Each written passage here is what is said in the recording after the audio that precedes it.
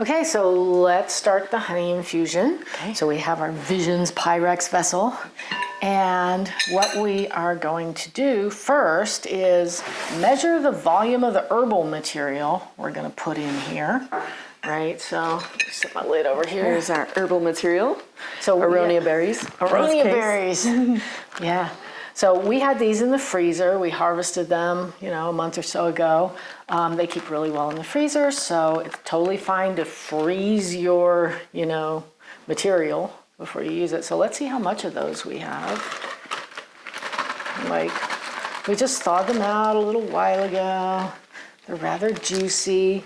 If we wanted to get we're not going to do this because it'll take forever, but if we wanted to get super fancy, we could pick them off all the stems, if you've got some time on your hands. It doesn't really hurt anything to infuse the stems into the honey either, right? Specifically with Aronia berries, I just want to say that they are in the rose family, right? And the seeds of them have some constituents that we call cyanogenic glycosides. They don't have very much, right? And they're inactivated by heat. And we care about that because too much raw cyanogenic glycosides can actually release little amounts of cyanide in your body, which can become toxic if you get too much of it, right? So that's the same thing as with elderberries, right? So, but once you infuse them into the honey, you're using some heat and that starts inactivating them, right? And so you get even less of them. So there's no, reports anywhere of anybody ever being made sick by the cyanogenic glycosides that are in, Aronia berries, even if you eat them raw. Like most people tolerate them really well. Mm-hmm. Right. So how much do we have? Let's see. We have, just give it a little shake. Shake it down, right? Kind of get them as even as you can in there. See, it looks like 1 liter or just I'm under. tempted to just poke at them a little bit to flatten the top out a bit more. You don't need to mash them down. You just want to kind of jostle them down until the top is as flat as you can get it. And that gives you a better reading on the volume. What do you think? Perhaps 800 milliliters. Oh yes, look at that.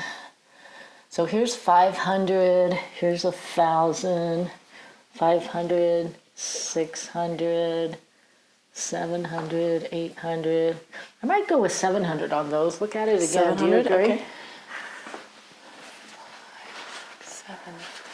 Sure, yeah. Yeah. 750. Okay, we'll go with 750. 750. Okay. And, it's not important for it to be exactly precise. Okay, so it doesn't have to be precisely measured because this is almost like a folk method we're doing here, and it's volume to volume.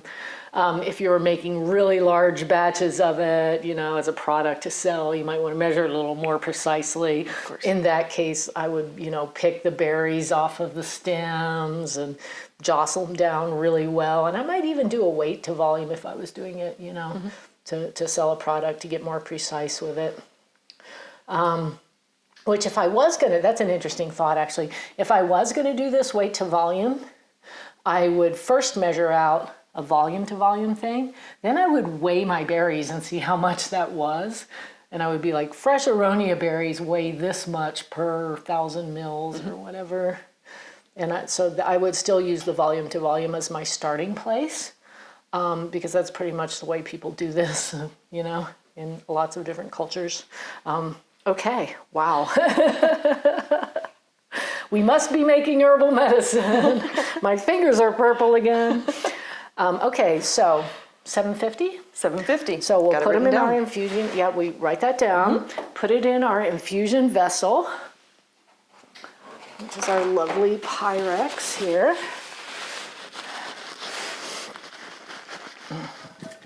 Oh, look at all that juice that's come out just because they thawed. I love it. Okay, give them a little shake down. And you can use the same vessel to measure your honey because you're just getting the juice of it anyway. And the fewer vessels you get honey on, the easier your end of the day is going to be. Because that is true. Yeah.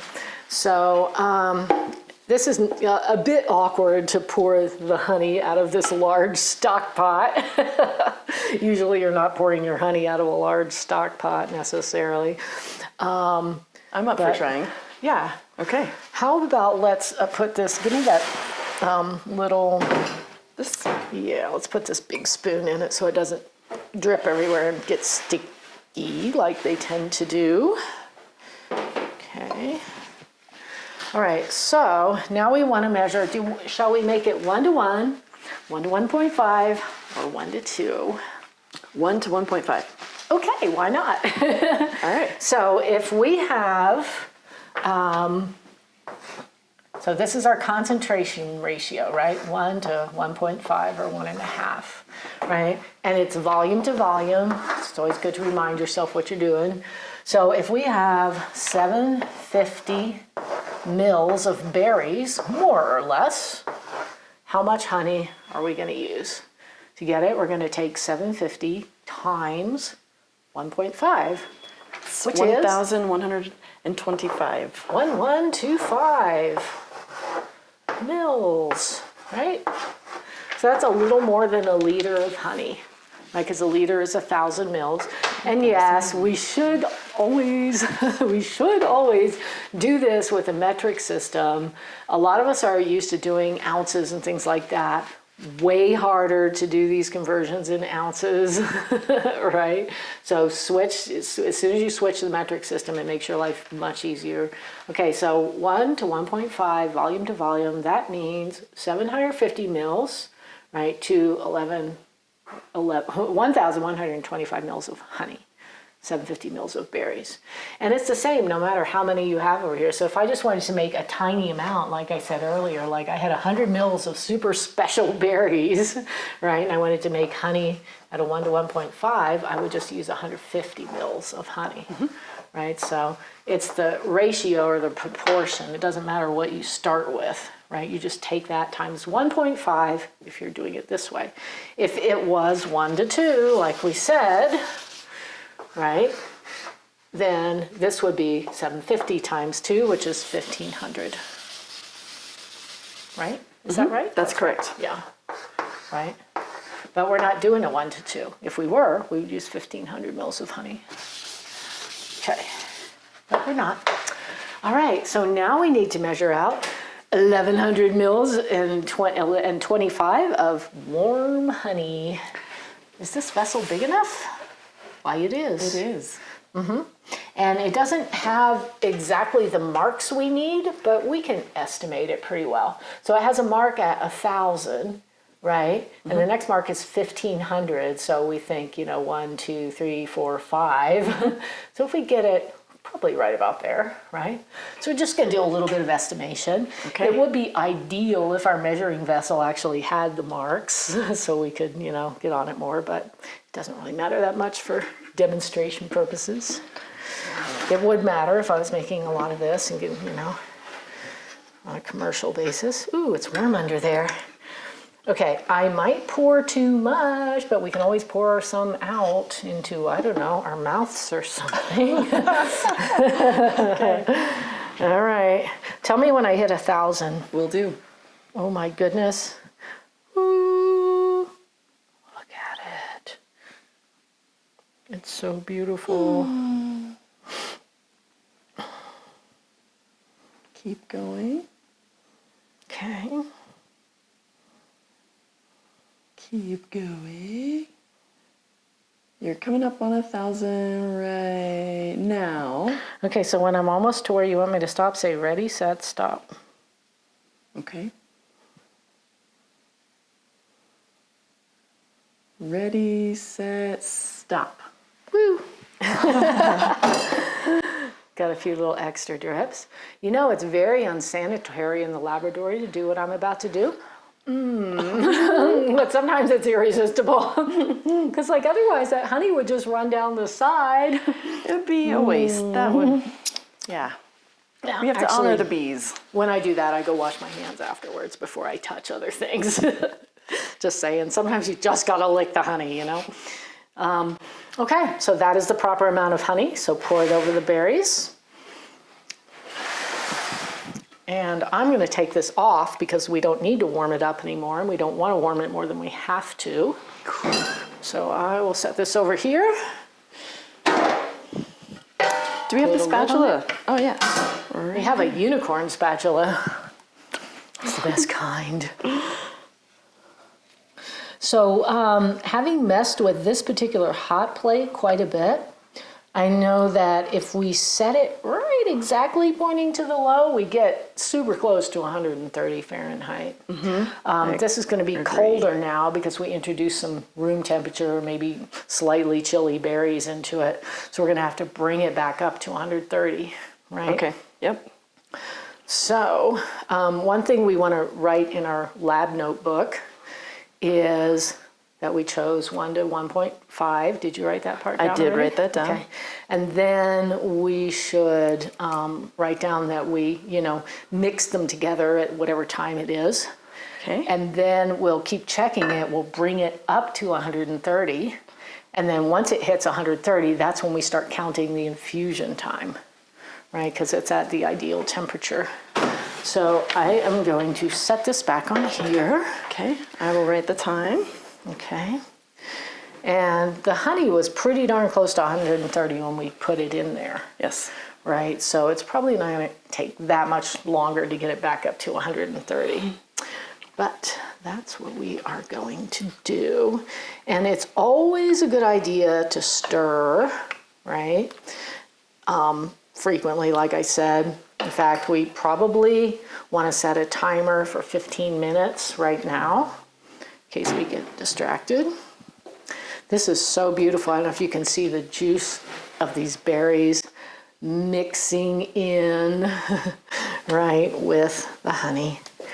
But already it's this gorgeous, kind of purple ruby color, and that indicates that a lot of anthocyanins are already mixed into the honey.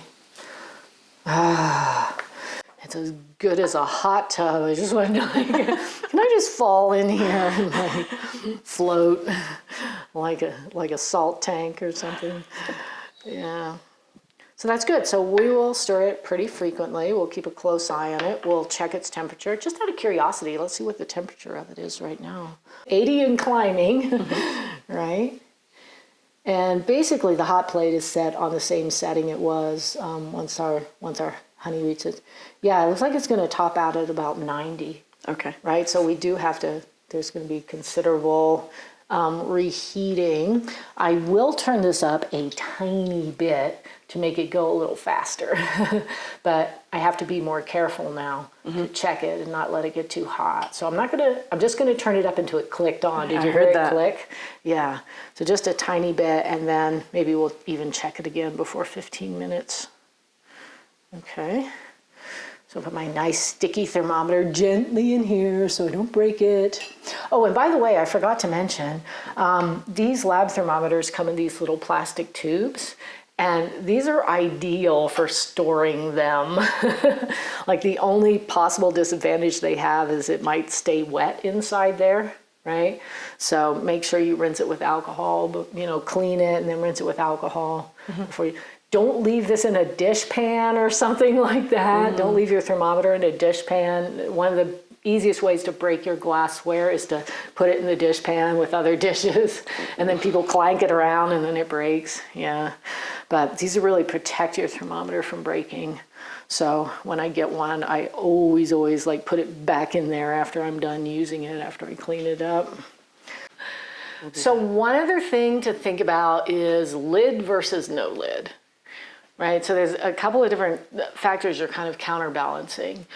Reason you might want to use a lid is to keep little bugs out as you're infusing the honey, which actually can be a thing because they're attracted to the smell, like little gnats or honeybees even. I've had them come in while I'm infusing and fall into the honey. You're like, no, help, save the honeybee, But little bugs will get in there, especially, and this is going to go on for a little while, right?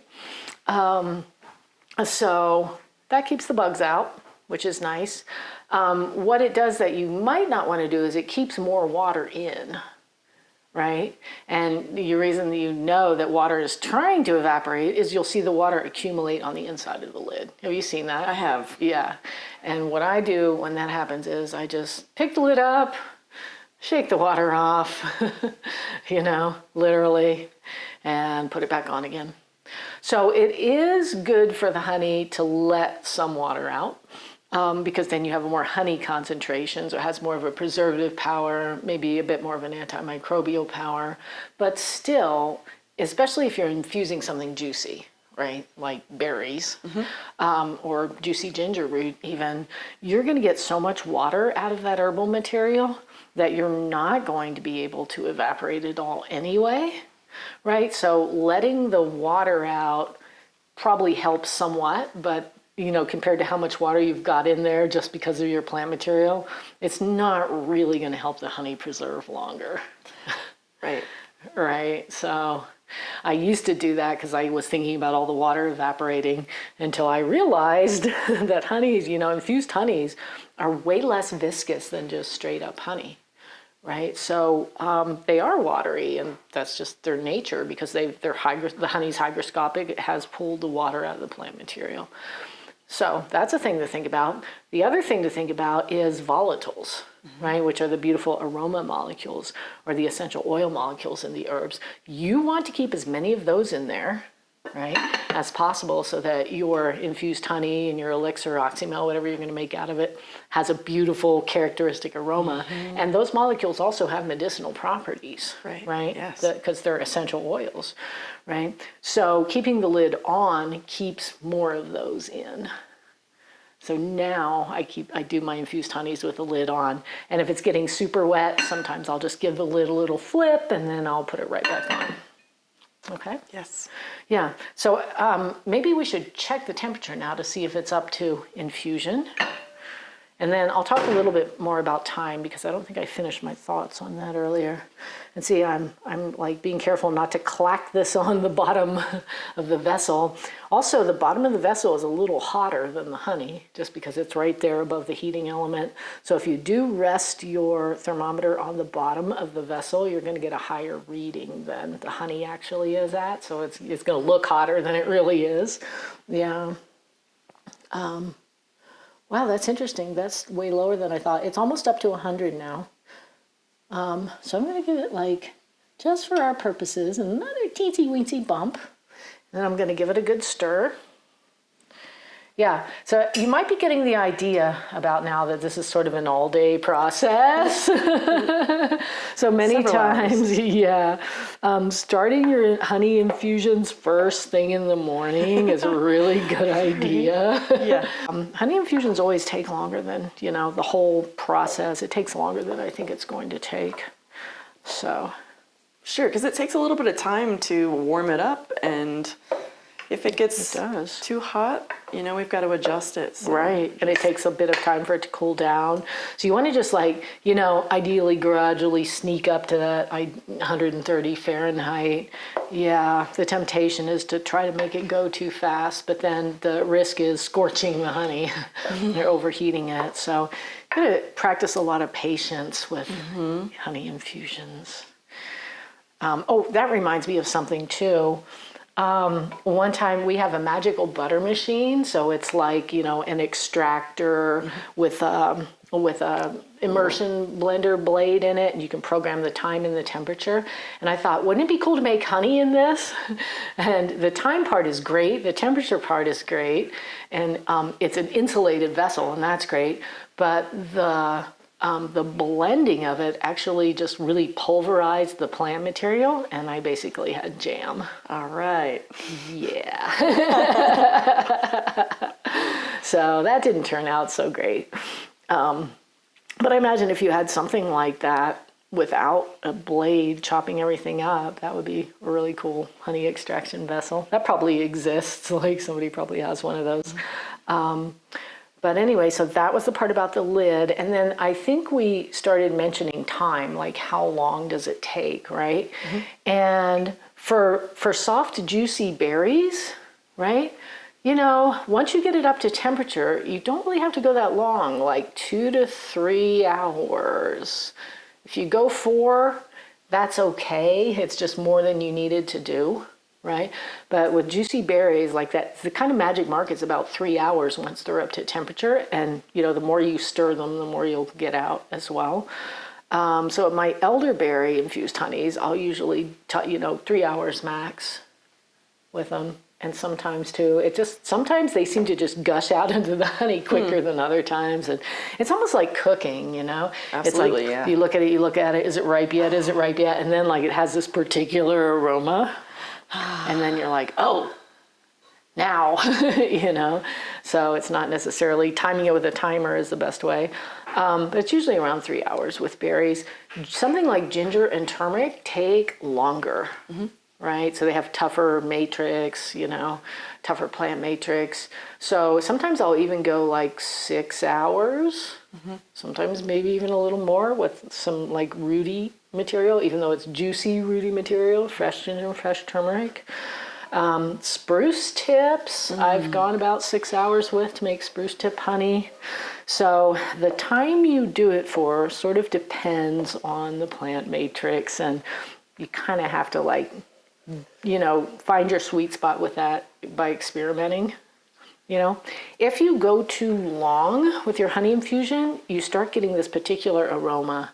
Whether or not that's actually HMF that you're smelling, if it's not, it's some aroma molecule that's associated with HMF formation. If you remember, HMF is the toxin you don't want to overheat your honey and make too much of. You can smell it. What is it?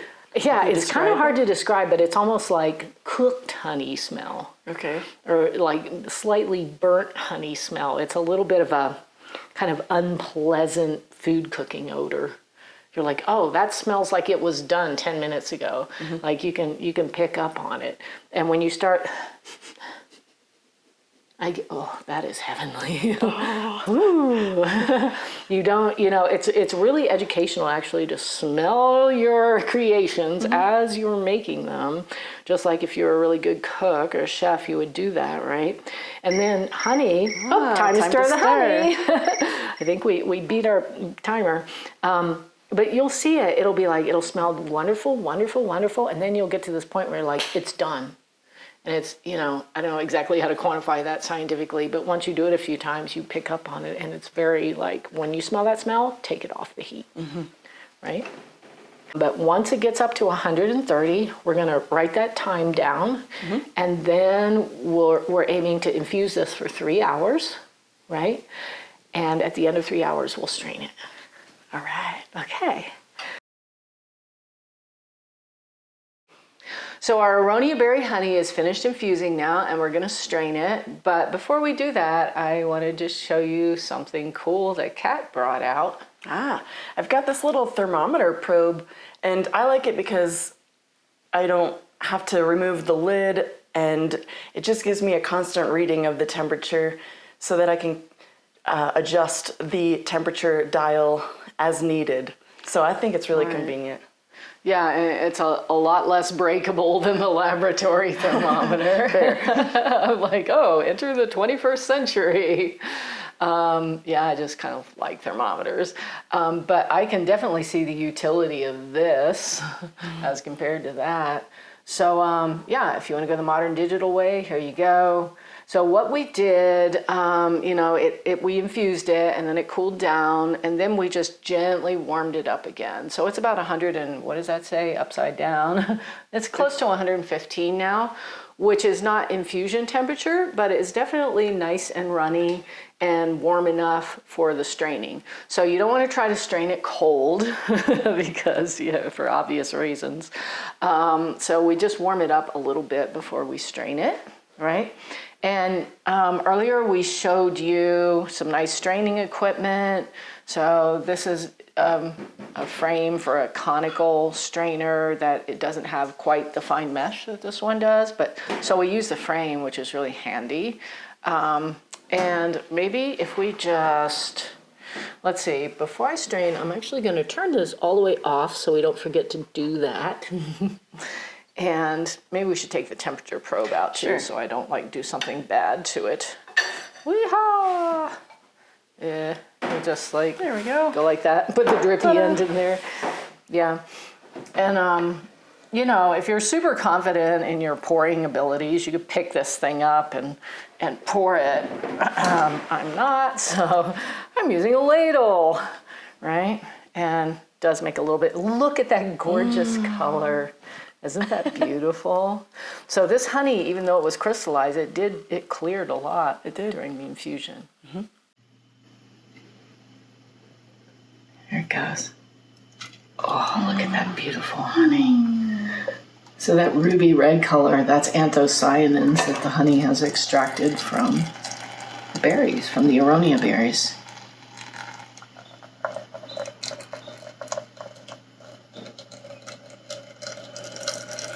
So the idea, as usual, is to try to minimize the amount of honey getting on things, but you're gonna have a little bit of sticky no matter what you do.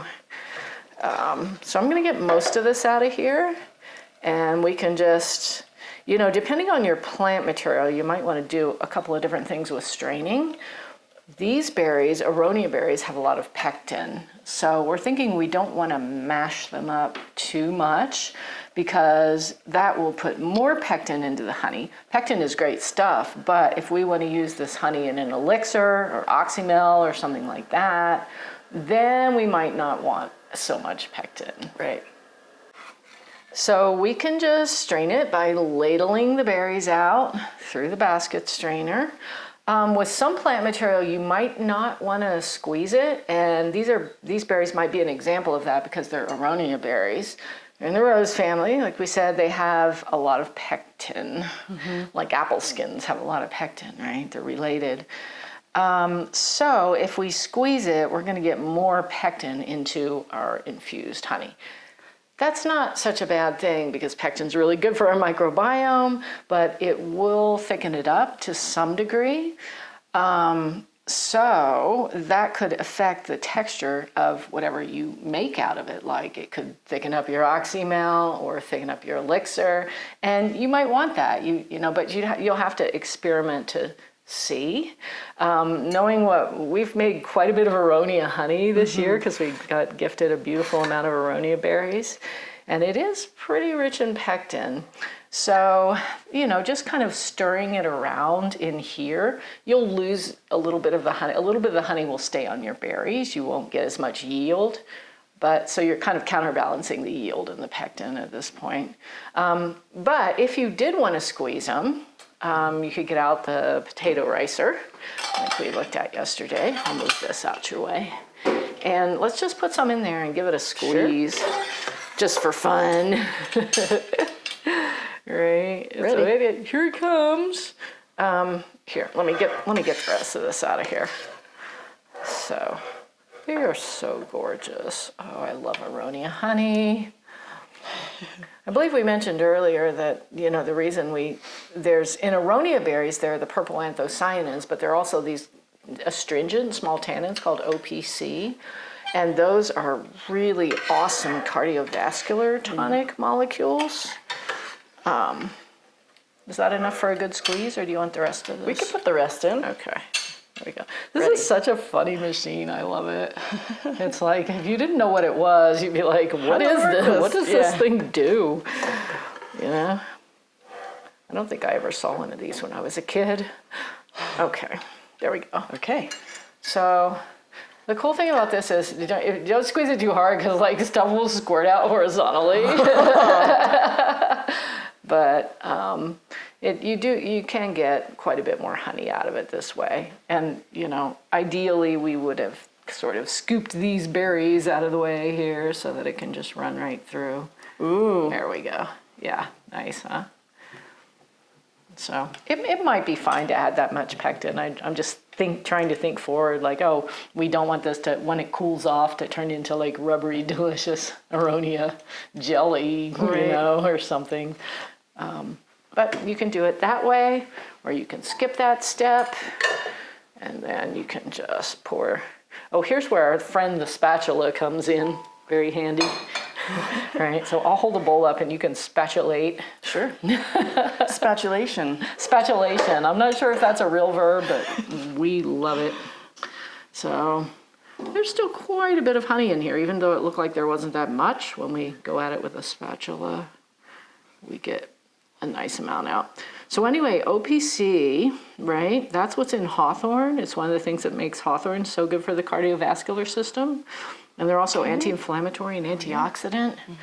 So they work together with the flavonoids and the purple flavonoids, the anthocyanins. It's a synergistic effect, right? So Aronia berries, super high antioxidant content. I call them a North American superfood because I think they really are. And something interesting about them is that we have a wild species, kind of northern temperate all around the globe. And there was a Russian pomologist back in the 1800s, I think, who crossed those with mountain ash or rowan berries to create the cultivated version of Aronia berries, which are like bigger and even more awesome. Here's some rowan berry honey we made earlier, right? And you can also taste the tartness, which is organic acids and phenolic acids, which are really, really good antioxidants also. And you can taste the astringency in here as well. So I think even the rowan might have gotten the Aronia berries to be even more astringent, which is good, right? And the reason we really like to use them as an infused honey or in an elixir is because the honey acts as a corrigent, remember when we wrote that up on the board, for astringency and tartness, as well as for heat. So the honey really balances the tartness and the astringency, which is nice. Yeah, so here it is, our beautiful honey. If I take this off, it's going to drip everywhere. Here. It's always like, think about the drips with honey. There we go, right? So how much did we start with? Like 1,100, and we wrote this down somewhere in our lab journal. Notebook. But it looks like we ended up with a very similar amount. Yeah, absolutely. Right? Yep. So even though some of the honey is still stuck on the berries, some of the juice came out of the berries and made that volume up. So that's nice. It's nice when you end up with what you want. And then we sanitized the honey jar, right? We did, yes. So I like to keep my honey in honey jars. You can get a lot of them in a refrigerator. So let's just pour that in there. And we'll let it come back to room temperature, and then we'll stick it in the fridge.